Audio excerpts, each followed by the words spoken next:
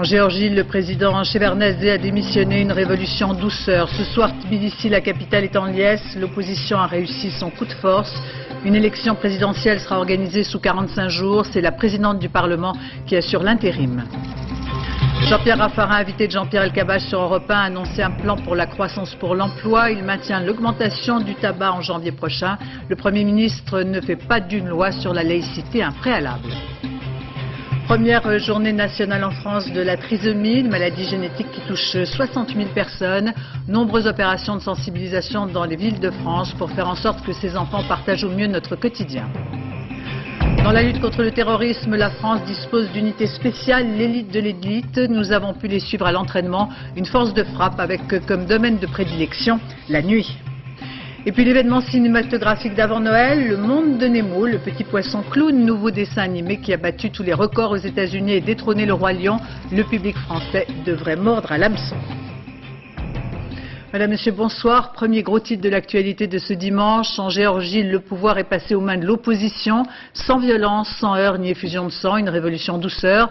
Avec ce symbole que l'on retiendra, des roses à la main, les manifestants ont réussi à faire plier Shevardnadze qui a démissionné en fin de soirée. Tout s'est joué en moins de 24 heures. C'est en direct à la télévision que les Géorgiens ont pu suivre ce coup de force de l'opposition avec une accélération dans l'après-midi. Sous la médiation du ministre russe des Affaires étrangères, les leaders de l'opposition ont arraché en moins d'une demi-heure la démission du président géorgien. La ville est en liesse. Jean-Marc Illouz. Devant le Parlement, l'explosion attendue a bien eu lieu.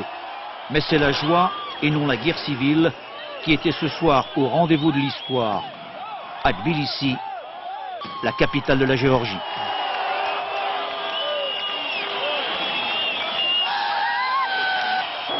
Sur les marches d'un parlement entouré de dizaines de milliers de Géorgiens, Nido Murdjanadze, présidente par intérim désignée par l'opposition, vient d'annoncer que l'épreuve de force est finie. Le président Shevardnadze vient de signer sa démission. Et quelques heures à peine, après avoir refusé tout compromis, Shevardnadze, le vieux renard blanc qui depuis 30 ans régnait sur la Géorgie, admet qu'il ne sera plus le patron. À la télévision, 5 millions de Géorgiens boivent les paroles de ce témoin. Zourat Chvania, un ex-président du Parlement, confirme la démission. Tout s'est passé très dignement, c'était un moment émouvant. Et Shevardnadze nous a dit qu'il se mettrait à la disposition des futures autorités. Après une journée où la joie avait alterné avec des périodes de tension, l'armée est donc restée l'arme au pied. Allant même, comme cet après-midi, jusqu'à sympathiser ouvertement avec les responsables de l'occupation du Parlement géorgien. Apparemment, comme naguère à Prague ou à Belgrade, une révolution de velours triomphe d'une main de fer et une nouvelle génération s'installe au pouvoir sans effusion de sang.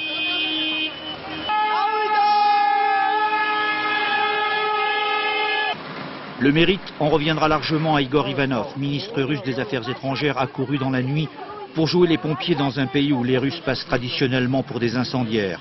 Mais sa médiation a réussi. Il y aura de nouvelles élections dans 45 jours. Depuis hier déjà, il y avait quelque chose de changé au royaume de Géorgie quand la foule avait accueilli au cri de Igor, Igor, le représentant de son puissant voisin russe. Nous allons bien sûr revenir sur le film des événements qui ont fait basculer le pouvoir. On parlait d'une révolution en douceur. C'est un mouvement adulte, maîtrisé, qui a donné toute sa puissance. Des milliers de militants qui ont mené un assaut pacifique avec le ralliement des militaires, encouragés par la foule en liesse. Tout de suite, les premières réactions. Tbilissi fête la victoire en chantant. Reportage Dominique Derda, Franck Brisset.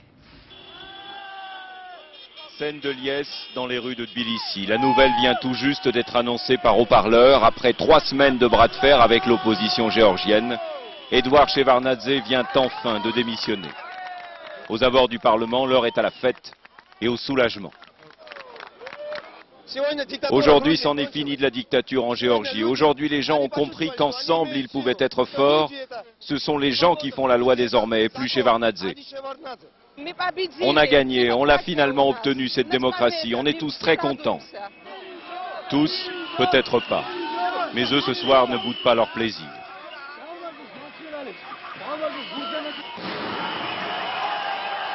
Plus tôt dans la journée déjà, il régnait dans la capitale une atmosphère de fin de règne. Devant le ministère de l'Intérieur, la relève débarque d'un camion militaire. À moins que ces jeunes appelés aient été envoyés en renfort, difficile à dire. En tout cas, il ne semble guère pressé de soutenir armes à la main un pouvoir aux abois.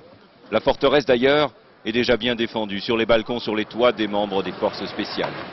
À l'évidence pourtant, le cœur n'y est pas. Pour vous, Shevardnadze, il est toujours président de ce pays? Pour l'instant, oui. C'est pas votre avis, vous? La rumeur depuis ce matin prétendait que l'opposition allait se lancer à l'assaut du bâtiment ainsi que du siège de la télévision d'État. Il n'en a rien été. Réunis devant le Parlement, les manifestants venus par dizaines de milliers de toute la Géorgie obéissent au mot d'ordre de leur leader. Le mouvement, quoi qu'il arrive, doit rester pacifique. Et s'il ne démissionne pas? Mais s'il va démissionner, il n'a pas d'autre choix. Il est foutu, il ne peut plus venir ici, il ne peut aller nulle part, il ne va quand même pas rester président tout seul là-bas chez lui. Pendant que la foule espère et patiente, à l'intérieur on négocie. Igor Ivanov, le ministre russe des Affaires étrangères, est venu jouer les monsieur bons offices. Dernière réunion avec l'opposition. L'affaire paraît réglée. Mais comment vous sentez? Nous sommes prêts de négocier avec le président les conditions pour son résignation. La démission d'Edouard Shevardnadze interviendra moins d'une heure plus tard. En ce 23 novembre, la Géorgie tout entière célébrait la Saint-Georges, le saint patron des Géorgiens, celui qui a terrassé le dragon. Nombreux à Tbilissi sont ceux qui ce soir y voient un signe de la Providence. Nous vous retrouvons à Tbilissi, Dominique Derda, après la démission du président Shevardnadze. Selon quel calendrier va se dérouler la mise en place du nouveau pouvoir? Tout va très vite dans cette ville qui est totalement submergée par la joie. Ce soir, la Géorgie est en fête comme jamais, sans doute elle ne l'a été de son histoire. On se croirait un soir de finale de Coupe du Monde de football après la victoire de l'équipe nationale. Même en 1991, lorsque le pays a accédé à l'indépendance, il n'y a jamais eu une telle liesse, une telle atmosphère. Très rapidement, la Géorgie a été plongée dans deux guerres civiles qui ont été meurtrières et dont elle ne s'est jamais relevée.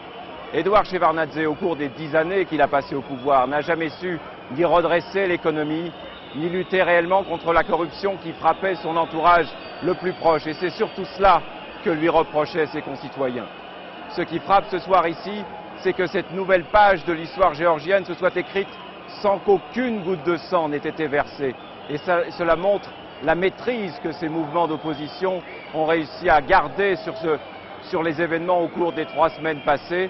La Géorgie ce soir est en fête et elle est pleine d'espoir.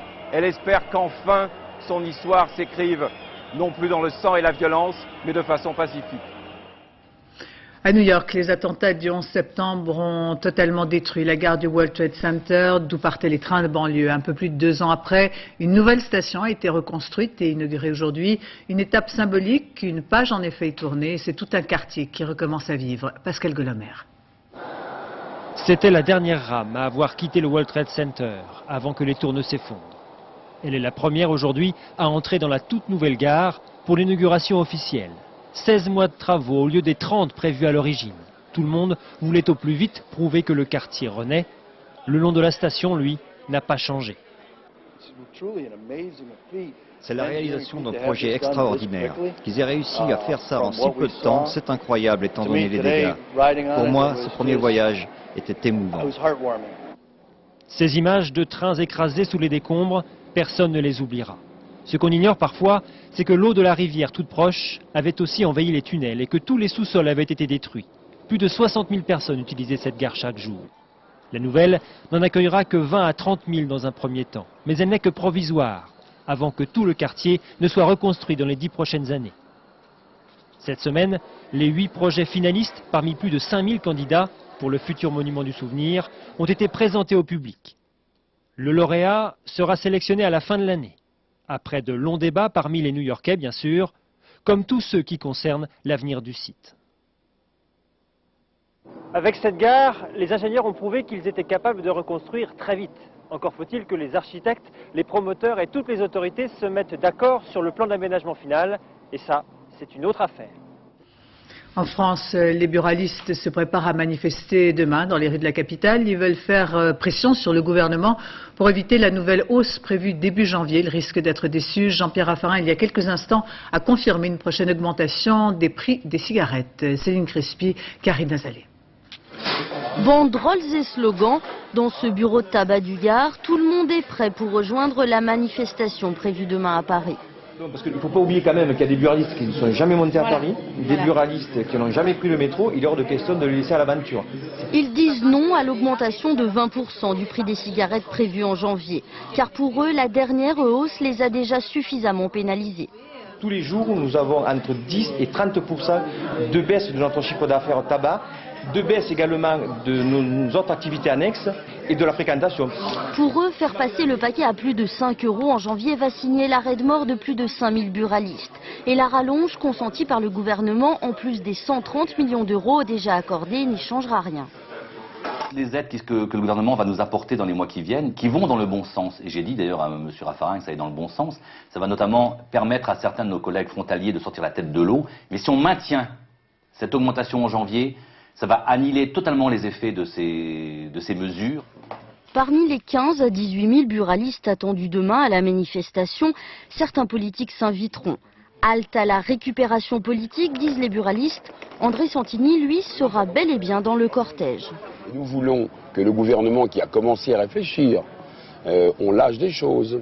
Monsieur Mattei a reconnu que la hausse de janvier, après tout, on pourrait peut-être la faire sauter. Alors faisons-la sauter. Mais le gouvernement, lui, semble ne pas vouloir reculer. Jean-Pierre Raffarin a confirmé ce soir que les cigarettes augmenteront en janvier prochain. Le projet de loi sur l'autonomie des universités sera-t-il jeté aux orties? Difficile d'y voir tout à fait clair. Luc Ferry semble décidé à y renoncer, même si le dialogue doit se poursuivre, précise le ministre de l'Éducation nationale. S'agit-il alors d'un recul? L'UNEF maintient son appel à manifester jeudi et les étudiants de Rennes, fer de lance de la protestation, poursuivent leur grève. Florence Mavic, Jacques Deveau, Gabriel Camilla. Les cris de colère des étudiants ont fini par ébranler sérieusement les murs du ministère de l'Éducation nationale. Pour éviter un séisme plus dévastateur, le ministre Luc Ferry a donc fait machine arrière sous forme d'un communiqué. Aucun projet de loi n'est inscrit au programme de travail du gouvernement ni à l'agenda parlementaire. Et c'est Xavier Darcos, ministre de l'enseignement scolaire, qui s'est chargé cet après-midi de calmer le jeu.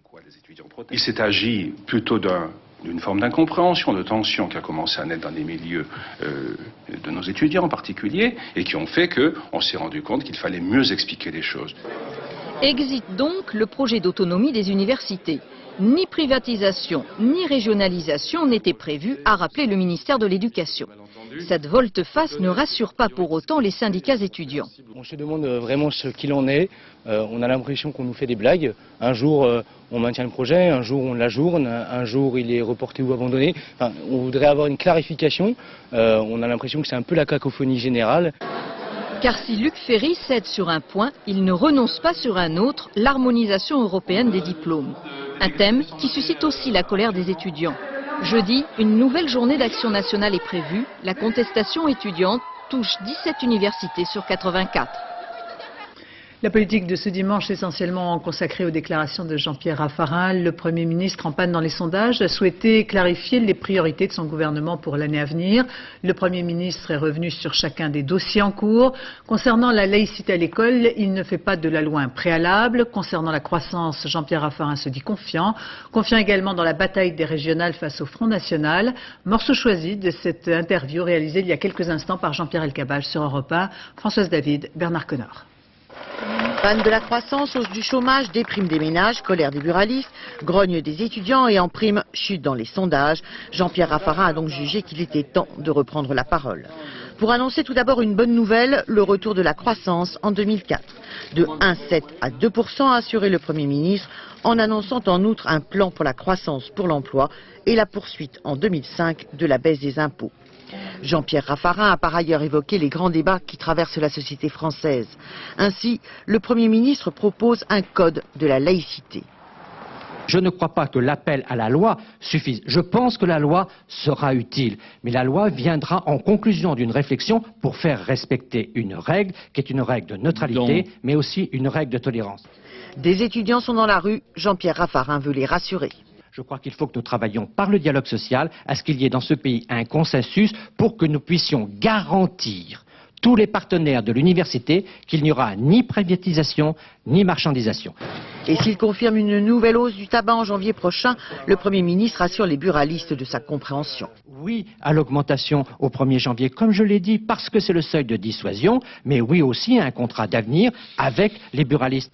En cette année électorale, Jean-Pierre Raffarin se voit en mission, et pourquoi pas jusqu'à la fin de la législature.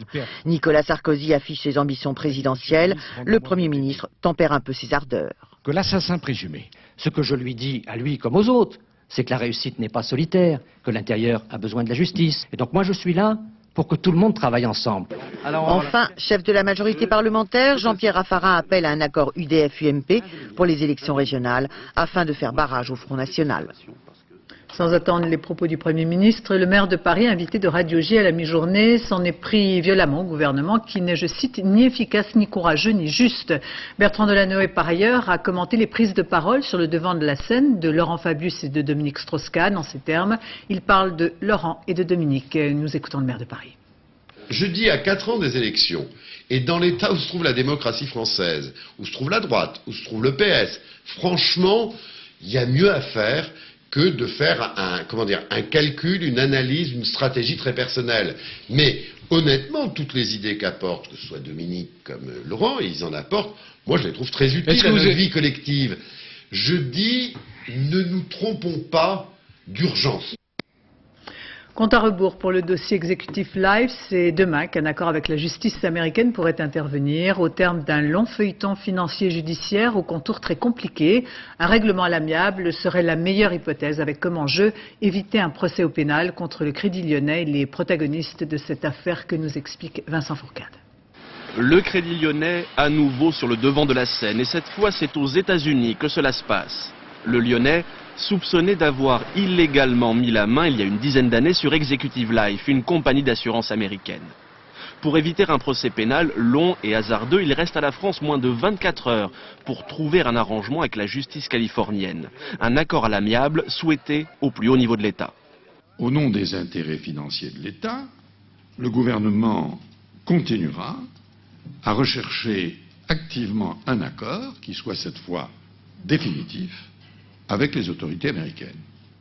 Pour abandonner les poursuites, les États-Unis veulent des amendes. 100 millions de dollars du Lyonnais, 475 millions de l'État français, car à l'époque, le Crédit Lyonnais était encore une banque publique.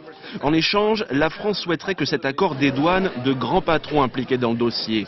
François Pinault, il a racheté Executive Life au Crédit Lyonnais et risque aujourd'hui une forte amende. Jean Perlevade, ancien patron du Crédit Lyonnais outre-Atlantique, il fait l'objet de poursuites judiciaires. Jean-Yves Abraire, entre autres, son prédécesseur, les États-Unis réclament son extradition. Pour la France, il conviendrait donc de minimiser leur rôle. Les États-Unis n'ont pas encore dit oui, même si ce soir, selon une source proche du dossier, un accord semblait probable. La circulation des TGV entre Lille et Paris a été perturbée dans les deux sens cet après-midi à la suite d'un accident mortel intervenu dans le Pas-de-Calais. Des retards d'une demi-heure à 1 heure ont été enregistrés. La SNCF évoque un retour à la normale dans la soirée. Entre Nancy et Metz, l'autoroute A31 était partiellement fermée afin de permettre sans risque une vaste battue aux sangliers qui sont en surnombre et provoquent de très gros dégâts chez les agriculteurs. Les habitants ont été priés de ne pas sortir de chez eux. Leur en dit Jean-Pierre Pasteur. Un sanglier vient d'être débusqué. Il charge. Le chasseur parvient à le toucher avec une première balle. Au second tir, la bête s'écroule. Pour ces chasseurs, c'est un peu l'aboutissement d'une journée qui a commencé très tôt. Dès 6h30, près de 200 chasseurs se rassemblent sur ce parking. Tout à l'heure, ils seront répartis sur différentes passerelles, mais on sent déjà l'impatience d'en découdre. Dès qu'on parle de sanglier, pour les chasseurs de sangliers, c'est vraiment la passion, quoi. Donc le plaisir d'en voir surtout. C'est particulier parce que c'est la bête sans doute la plus intelligente de la forêt, la plus dure à chasser, celle qui déjoue le plus le chasseur. Sur la zone de chasse, les dernières consignes avant de gagner les postes. Donc tir fichant 20 mètres, en bas du talus et pas plus loin. Aujourd'hui, il s'agit d'une battue administrative dans une zone de 15 000 hectares à proximité de l'autoroute. Le sanglier est un animal opportuniste qui a saisi l'occasion sur cette zone non chassée de trouver donc un refuge et à partir de là de causer donc des problèmes de sécurité publique sur la 31 puisqu'il n'y a pas de grillage de part et d'autre de la 31. Un risque de collision donc. Pour l'occasion, l'autoroute a été fermée. Les habitants du secteur ont comme consigne de ne pas sortir de chez eux. C'est à ces conditions seulement que l'abattu peut s'effectuer en toute sécurité. Au final, 33 sangliers abattus qui finiront partagés entre les différents acteurs de cette journée. Météo France a émis un bulletin d'alerte orange dans 5 départements, le Gard, l'Hérault et la Lozère, le Tarn et l'Aveyron. Depuis midi jusqu'à demain à la même heure, de fortes pluies sont attendues. Les vents devraient par ailleurs se renforcer. Le ciel deviendra possiblement orageux dans la nuit. Prudence donc si vous devez vous déplacer. Cet après-midi, un bateau de pêche était en flammes dans le port de Boulogne-sur-Mer. L'incendie est désormais éteint. Il n'y a pas de victimes. Il s'agirait peut-être d'un acte de malveillance. C'est la première journée nationale consacrée à la trisomie. 60 000 personnes sont atteintes de cette maladie génétique. Aujourd'hui, diverses opérations de sensibilisation avaient lieu à Paris, dans d'autres villes de France. L'occasion de rencontrer à Rouen une famille dont la fillette Rachel vit pour l'instant un quotidien intégré à l'école publique. Mais où ira-t-elle demain? Daniel Wolfram, Jean-Marc Noutok. Celle qui élevait étant juste des choses d'un art supérieur peut être considérée comme un modèle. Il y a quelques années, ces deux comédiens professionnels rencontrent par hasard celle qui allait devenir leur petite partenaire, Rachel. Qu'est-ce qui vous arrive? Voilà, impeccable. D'accord, super. Donc, alors, Depuis, l'enfant trisomique incarne régulièrement toutes sortes de rôles. tous ces beaux mots, ces belles lettres, ces belles voyelles, ces consonnes. Qu'est-ce qui vous arrive? Vous avez dit consonne. Nous allons faire une petite enquête. Tous les jours, elle nous apprend notre métier. On recommence à zéro avec elle parce qu'il y a des tas de choses. On joue totalement différemment, avec beaucoup plus de fraîcheur, avec moins de clichés, avec des choses qui font inventer tous les jours. Oui, le paradoxe, c'est que Rachel va jouer dans les écoles, alors que l'intégration est très difficile, compliquée pour les trisomiques, pour les handicapés en général. Et donc, c'est notre petite revanche. Hein, Rachel? Rachel a un grand frère, Georges. Il a 1 an de plus qu'elle et va normalement au collège. Rachel, elle, va avoir 12 ans et doit en conséquence quitter l'école publique. C'est la loi. Elle n'a pas le niveau requis. Puis en fait, petit à petit, on a fait le choix pour nos enfants de l'école de la République et il n'y a aucune raison que notre fille, parce qu'elle est trisomique 21, soit orientée sur des établissements privés et des établissements associatifs. Moi aussi, je trouve qu'il n'y a pas grand-chose de fait au niveau du gouvernement pour que les enfants trisomiques soient intégrés aux classes supérieures. Tu voudrais continuer au collège? Là, t'es au frère. Avec ton frère. Tu veux rester avec ton frère? Oui. Rachel va continuer le théâtre, aucun doute. Mais pour sa scolarité, ce sera plus difficile. Plus cher, plus aléatoire, entièrement à la charge des parents. Il lui reste donc le privé, la voie obligatoire. En Irak, 2 nouveaux soldats américains ont été tués à Mossoul, au nord du pays. C'est dans le centre-ville que leur convoi a été pris pour cible par des hommes en armes. Les soldats auraient été ensuite égorgés, ce qu'affirment des témoins, mais que dément l'armée américaine. Dans cette guérilla désormais quotidienne, les forces américaines tentent avec difficulté de mettre en place des services de renseignement fiables. Ils ont installé leurs propres équipements. Pas facile d'obtenir une vraie collaboration avec la police irakienne. Récit Jérôme Bonny. La police irakienne amène un suspect à la section antiterroriste de Bagdad. Arrêté dans une voiture volée, il a déjà passé un mauvais quart d'heure. L'interrogatoire se déroule en présence du sergent Lozano. Conseiller technique américain, il dirige une centaine d'hommes et contrôle toutes les enquêtes. Le plus dur avec ces attentats à la bombe, c'est que par définition, les kamikazes sont fait exploser. Alors on n'a plus personne à interroger. Il faut retrouver à quel groupe ils appartiennent. En fait, chercher à localiser ce groupe. La section antiterroriste dispose d'un fichier informatique où sont centralisées toutes les informations récoltées dans la région de Bagdad. Criminels arrêtés récemment, voitures volées avec des impacts de balles, caches d'armes. Les 20 enquêteurs de cette section antiterroriste ont été triés sur le volet par les Américains. Ils essaient de démanteler des groupes entiers. Peu de résultats pour l'instant. Mais derrière les Irakiens, dans cette lutte contre le terrorisme, il y a ceux qui travaillent dans l'ombre, les fins limiers du FBI, de la CIA ou du Pentagone. Cet homme se présente comme un conseiller culturel au ministère de la Défense. Sa principale arme, la délation, encouragée par des primes en dollars. On utilise ces tracts que l'on distribue dans tous les quartiers. On offre par exemple $500 à celui qui ramène un lance-roquette. Je dirais que chaque jour en Irak, 2 à 3 000 personnes viennent pour nous vendre des informations. Après, il faut filtrer le vrai du faux, savoir si c'est de l'intox, des bassistes, et pour ça, on passe les gens intéressants au détecteur de mensonges. Moins de 10% de ces informations seraient fiables.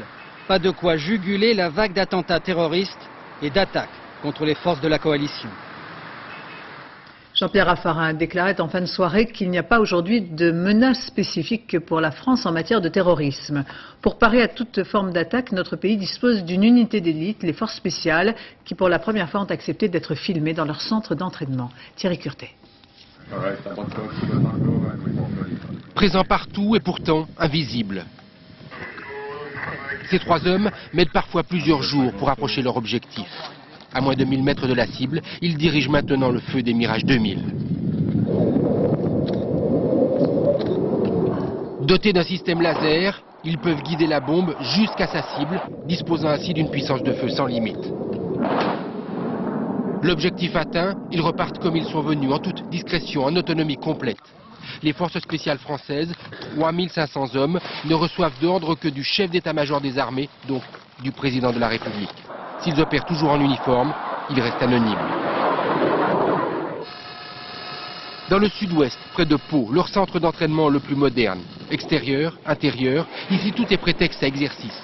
Toujours à balles réelles. 30 caméras pour se corriger, s'améliorer. Mais là non plus, on ne peut montrer leur visage. C'est un peu l'objet de ce centre, c'est qu'il permet soit de recopier quelque chose à l'identique que l'on aurait sur le terrain, soit, si on n'arrive pas avec l'infrastructure déjà existante, à ce moment-là, on remonte de toutes pièces dans le grand volume du bâtiment, un bâtiment à l'échelle 1.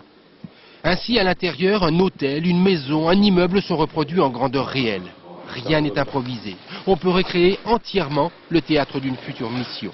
C'est par les égouts que s'infiltrent les tireurs d'élite. L'exercice d'aujourd'hui, récupérer un otage dans une ambassade. Le groupe d'assaut se met en position. La liaison avec l'état-major est permanente. Et l'ultime décision ne vient qu'au dernier moment, une fois que tout est en place. Max, Fred de Stan, vert. Les tireurs d'élite déclenchent l'opération. Le groupe d'assaut enchaîne. Ils sont parfaitement renseignés. Savent exactement où aller.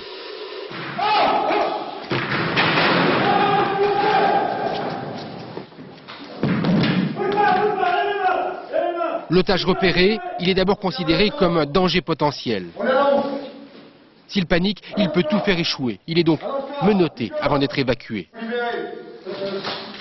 L'exercice se termine. Nous ne pourrons assister au débriefing. De nombreux secrets assurent la sécurité de ce type d'opération.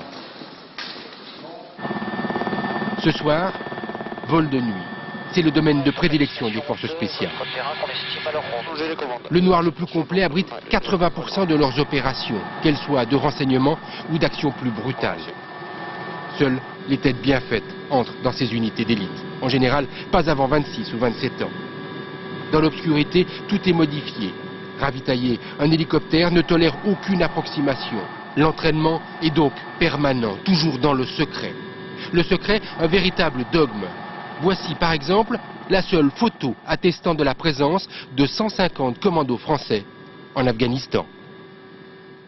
À Milan aujourd'hui, vaste opération d'évacuation de la population. C'est une bombe britannique larguée pendant la Seconde Guerre mondiale qui a été désamorcée. Au total, plus de 50 000 personnes ont dû s'éloigner de leur domicile. En France, après la canicule et la précocité des vendanges, certains viticulteurs ont fait un autre pari, attendre au maximum, comme chaque année, pour produire un vin liquoreux d'exception. Compte tenu de la qualité, certaines de ces bouteilles dépasseront les 150 €. Reportage au cœur du Béarn, Éric Perrin, Philippe Dumail. Les grands vins naissent toujours d'une rencontre, une histoire de temps entre un terroir, une vigne et des hommes. Depuis plus de 20 ans, au cœur du Jurançon, Henri Ramonteux est le témoin de ce mariage. Celui d'une terre au pied des Pyrénées et d'un cépage qui ne se trouve qu'ici, le Petit Mansingue. On est à 400 mètres d'altitude, chaud le jour, frais la nuit. c'est très bon pour les arômes. Le vin garde son acidité. Ça fait des vins sublimes avec des arômes explosifs. Grâce à sa peau très épaisse, ce raisin peut résister longtemps au temps. Soleil et vent chaud vont le sécher, le gaufrer. Alchimie naturelle pour une concentration des arômes, une explosion des saveurs. C'est un goût fantastique. C'est la pomme cuite, c'est la nèfle sauvage, c'est la pâte de fruits. Pour ces vendanges si particulières, Henri a pris l'habitude de faire appel aux anciens. Rien que des as du sécateur. Question d'ambiance, d'amitié, de savoir-faire aussi. Il faut mettre le cramen dessous pour ne pas que les graines tombent, forcément. Parce que quand on perd des graines, là, c'est précieux quand même. Précieux, pensez donc. On produit ici un verre de vin par pied de vigne. Autant le dire, quand Henri Ramonteux décida de systématiser les vendanges tardives, on l'a un peu pris pour un fou. Ça a surpris les gens, ça, évidemment. Parce qu'autrefois, le raisin, c'était sacré et on le cueillait quand on imaginait qu'il était mûr. Un peu de pâté local, quelques gouttes de nectar. Au domaine coapé, ces vendanges sont toujours prétexte à partage. Et si le vin gardait l'empreinte de ces instants? Ce vin, c'est de la fête en concentré, en bouteille. Et chaque fois qu'on le sort, on ressort le paysage, toutes ces couleurs. C'est une boisson d'or née au pied des montagnes, un peu de soleil d'automne en captivité, un vin béarnais qui a la personnalité de ceux qui l'ont fait. On évoque régulièrement la difficulté pour les personnes handicapées de vivre au quotidien. Mais quelle meilleure démonstration que de se mettre à leur place? C'est dans le domaine du sport que plusieurs jeunes femmes ont décidé de concourir en fauteuil roulant. Nathalie Sapena, David Fessard. Julie pratique un sport inhabituel pour une personne valide, le handi-basket. Elle possède même son propre fauteuil. Je voulais le personnaliser, quoi. Voilà, donc je me suis éclatée comme j'aime bien l'art. Je me suis amusée à le peindre, j'ai cousu des trucs derrière. Comme si je prenais des skis pour skier, là je prends un fauteuil pour jouer au basket. Ouais. Ça peut être bizarre au début, mais bon, on s'y fait assez vite. J'ai pas l'image du handicap quand je vois le fauteuil, quoi. Pour moi, c'est vraiment devenu un objet d'entraînement. C'est René, paraplégique après un accident de voiture, qui a enseigné à Julie le maniement du fauteuil. C'est un avantage parce qu'il y a des personnes valides qui commencent à s'intéresser au sport. En nous faisant comme ça fait pas un petit monde à part d'handicapés. Non, c'est ouvert à tout le monde, quoi. À tout le monde. Le sport est ouvert à tout le monde. Tourner dans tous les sens, les chocs, la vitesse aussi, quand on doit marquer et qu'on arrive à fond. J'aime bien le choc, j'aime bien quand c'est spectaculaire, quand ça bouge pas mal. Ça, on l'a pas trop en valide. Aujourd'hui, Julie participe même aux compétitions, car le credo de ce club, c'est l'intégration. Souvent, on demande aux valides d'intégrer les personnes handicapées, et nous, on pense que les choses ne doivent pas être à sens unique. Il faut aussi que les personnes handicapées intègrent les valides. Et en même temps, c'est plus facile pour nous d'intégrer les valides, parce que notre monde est accessible, alors que celui des valides ne l'est pas. Une démarche originale, mais Julie n'est pas une exception. Ce club accueille plusieurs autres sportifs valides. La France s'empare de la Fed Cup après la victoire ce matin à Moscou d'Amélie Mauresmo face à l'américaine Megan Chauncey. C'est la deuxième fois qu'elle gagne cette compétition. La France, Manuel Tissier, Nicolas Vinois. Une coupe de plus pour Guy Forget et ses drôles de dames. La deuxième victoire française en Fed Cup n'est peut-être pas la plus disputée, mais c'est une coupe à cœur.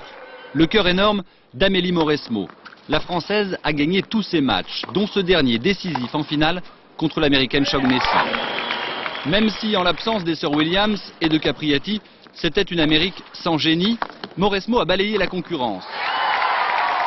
Et ses larmes, dans les bras de son capitaine, prouvent que ce n'est pas un succès anodin. Je crois que c'est des émotions différentes à partager avec tout un groupe. Et ça donne quelque chose peut-être en plus. J'ai eu des belles victoires en simple dans ma carrière. Mais je crois qu'aujourd'hui, celle-ci, évidemment, j'ai envie de la savourer pleinement. Et je sais qu'elle est émue ce soir parce que ça représente beaucoup de choses pour elle. C'est un premier, je dirais, gros titre. Et je suis sûr qu'il y en aura d'autres parce que c'est une grande championne et on n'a pas fini encore d'entendre parler d'elle. Avec une Mary Pierce ressuscitée, victorieuse hier à l'arraché de Shaughnessy, la numéro 1 américaine de circonstance, la France retrouve enfin tous ses talents au bon moment. Alors même au rabais, cette coupe vaut bien une averse de champagne.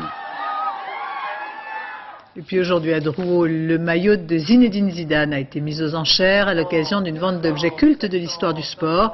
La tunique bleue du meneur de jeu a été adjugée 2300 €. Le prix est d'un grand souvenir puisque Zidane portait ce maillot lors de la demi-finale du Mondial 98 au Stade de France contre la Croatie.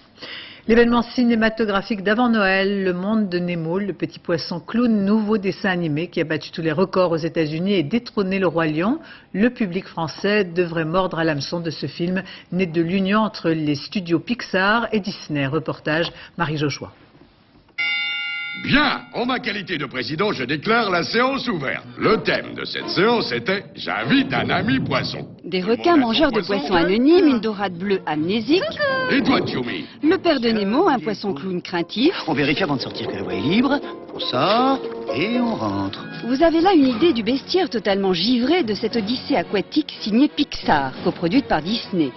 L'odyssée qui va permettre au papa poisson d'affronter le grand bleu pour sauver son intrépide rejeton.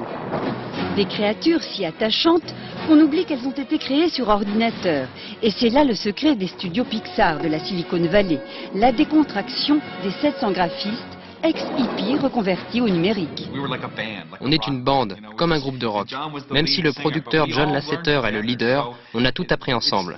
Résultat, il n'y a pas de hiérarchie. Des hippies devenus de jeunes papas soucieux que leurs histoires plaisent aux parents comme aux enfants.